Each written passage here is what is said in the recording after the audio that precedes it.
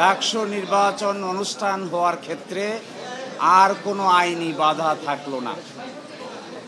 ডাকসু নির্বাচন অনুষ্ঠান করার ক্ষেত্রে সুপ্রিম কোর্টের আদেশ অনুযায়ী আর কোনো আইনি বাধা আমাদের সামনে নাই। আগামী 9 সেপ্টেম্বর ডাকসু নির্বাচন ফ্রি, ফেয়ার এবং ইম্পার্শিয়াল ওয়েতে ঢাকা বিশ্ববিদ্যালয় কর্তৃপক্ষ ডাকসু নির্বাচন অনুষ্ঠিত করবে ইনশাআল্লাহ। স্বাধীনতার পূর্বে ডাকসু নির্বাচন হয়েছিল 1924-25 সাল থেকে 71 সাল পর্যন্ত ডাকসু নির্বাচন হয়েছে 37 বার। বাংলাদেশ প্রতিষ্ঠা হওয়ার পর থেকে ডাকসু নির্বাচন হয়েছে 7 বার। এটি 8ম বারের মতো আমরা ঢাকা বিশ্ববিদ্যালয়ে ডাকসু নির্বাচনের আয়োজন করেছি। এখানে কেন্দ্রীয় সংসদে 471 জন প্রার্থী অংশগ্রহণ করেছেন। সকলেই তার নিজস্ব প্যানেল দিয়ে অত্যন্ত আগ্রহ উদ্দীপনার সহিত নির্বাচনী প্রচার প্রপাগান্ডা চালাচ্ছেন।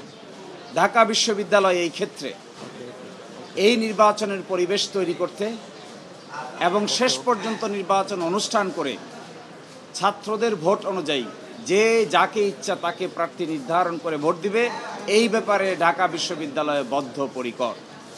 ঢাকা বিশ্ববিদ্যালয়ের সামনে যখন যে যেভাবে তার যুক্তি উপস্থাপন করেছে, আমরা ট্রাইব্যুনাল গঠন করেছি।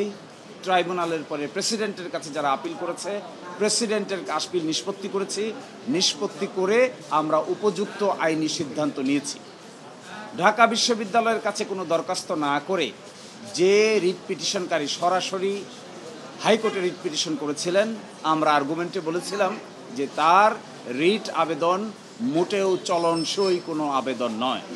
কারণ যার প্রার্থিতা চ্যালেঞ্জ করে তিনি মামলা করেছেন, যিনি মামলা করেছেন তিনি সেই পদের কোনো প্রার্থী নন। সেকেন্ড হলো, ঢাকা বিশ্ববিদ্যালয়ের সামনে কোনো অবজেকশন না দিয়ে, আমাদের ট্রাইব্যুনালের কাছে না এসে, আমাদের প্রেসিডেন্টের কাছে না এসে সরাসরি তিনি হাইকোর্টে এসেছেন। এটি রিট জুরিসডিকশনের চিন্তা অনুযায়ী, জুরিসপ্রুডেন্স অনুযায়ী গ্রহণযোগ্য নয়। আর থার্ড কথা ছিল, এটি একটি ডিসপিউটেড কোয়েশ্চেন অফ ফ্যাক্ট, কোনটা ঠিক কোনটা বেঠিক এই প্রশ্নে রিট পিটিশন চলে না। আর আমরা আদালতের সামনে এটাও বলেছিলাম, ঢাকা বিশ্ববিদ্যালয় হিসেবে, অথরিটি হিসেবে এটা একটা অটোনমাস বডি। ঢাকা বিশ্ববিদ্যালয়ের অর্ডার অনুযায়ী প্রতিষ্ঠিত একটা অটোনমাস বডি, এটা স্বায়ত্তশাসিত প্রতিষ্ঠান। তার ইন্টারনাল মেকানিজমের মধ্যে যে সমস্ত ইলেকশন মেকানিজম আছে, এগুলো দেখভাল করার দায়িত্ব ঢাকা বিশ্ববিদ্যালয়ের। ঢাকা ইউনিভার্সিটি স্টুডেন্ট ইউনিয়ন যে গঠনতন্ত্র হয়েছে, এই গঠনতন্ত্র is approved by the syndicate. সেই অ্যাপ্রুভ গঠনতন্ত্রের ভিতরে আমরা বিধান করেছিলাম, যদি কারো অবজেকশন থাকে তাহলে তিনি রিটার্নিং অফিসারের সামনে দায়ের করতে পারবেন।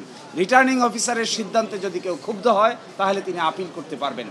যিনি আজকে রিট পিটিশন করেছিলেন হাইকোর্টে, আপিল বিভাগে যিনি রেসপন্ডেন্ট ছিলেন, তিনি রিটার্নিং অফিসারের কাছেও কোনো অবজেকশন দেন নাই। তার বিরুদ্ধে যে আপিল হয়েছে, আপিলেও কোনো অবজেকশন রেজ করেন নাই। যখন আমরা প্রাথমিকভাবে লিস্ট প্রকাশ করেছিলাম, সেই লিস্টেও তিনি কোনো অনাগ্রহ প্রকাশ করেন নাই। চূড়ান্ত লিস্ট যখন প্রকাশ করেছি, সেখানেও তিনি আনুষ্ঠানিকভাবে ঢাকা বিশ্ববিদ্যালয় কর্তৃপক্ষের সামনে কোনো কথাই বলেন নাই। এই সমস্ত যুক্তিতর্ক গ্রহণ করেছেন মাননীয় আপিল বিভাগ। গ্রহণ করে হাইকোর্ট বিভাগ যে ডাকসু নির্বাচনের উপর স্থগিতাদেশ দিয়েছিলেন, এটি অনারেবল জাজ ইন চেম্বার স্টে করে দিয়েছিলেন।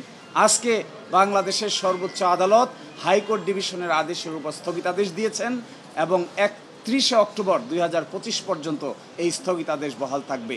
এর অর্থ হলো এটা 9 সেপ্টেম্বর 2025-এ উৎসব মুখর পরিবেশে ডাকসু নির্বাচন অনুষ্ঠান করার ক্ষেত্রে আর কোথাও কোনো আইনি বাধা থাকলো না। এই জন্য আমরা সংশ্লিষ্ট সকলকেই বিশ্ববিদ্যালয়ের পক্ষ থেকে আমরা ধন্যবাদ জানাই, যেন নির্বাচন আয়োজন করার ক্ষেত্রে সাংবাদিক সহ সংশ্লিষ্ট সকল মহল, প্রার্থী যে যেখান থেকে প্রার্থী হন না কেন, সকলেই আমাদেরকে সহযোগিতা করবেন, যেন বাংলাদেশের সামনে একটা গ্রহণযোগ্য নির্বাচন আমরা উপহার দিতে পারি।